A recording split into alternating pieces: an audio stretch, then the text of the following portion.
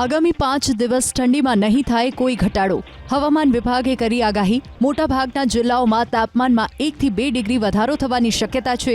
અમદાવાદમાં 15 ડિગ્રી જ્યારે ગાંધીનગરમાં 14 ડિગ્રી તાપમાન નોંધાયું. નલિયામાં રાજ્યનું સૌથી ઓછું 5.6 ડિગ્રી તાપમાન નોંધાયું. અમદાવાદમાં ઠંડીનું પ્રમાણ વધીને 14 ડિગ્રી થવાની શક્યતા વ્યક્ત કરાઈ. જોકે રાજ્યમાં કોલ્ડ વેવની શક્યતા નહિવત છે. તો સૌરાષ્ટ્ર અને કચ્છમાં 2 દિવસ ઠંડી રહ્યા બાદ તાપમાન વધવાની શક્યતા હવામાન વિભાગે વ્યક્ત કરી છે.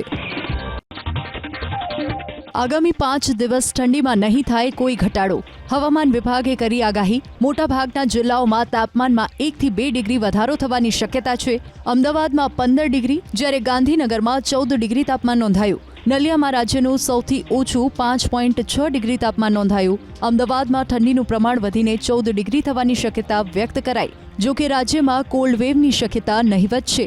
તો સૌરાષ્ટ્ર અને કચ્છમાં 2 દિવસ ઠંડી રહ્યા બાદ તાપમાન વધવાની શક્યતા હવામાન વિભાગે વ્યક્ત કરી છે.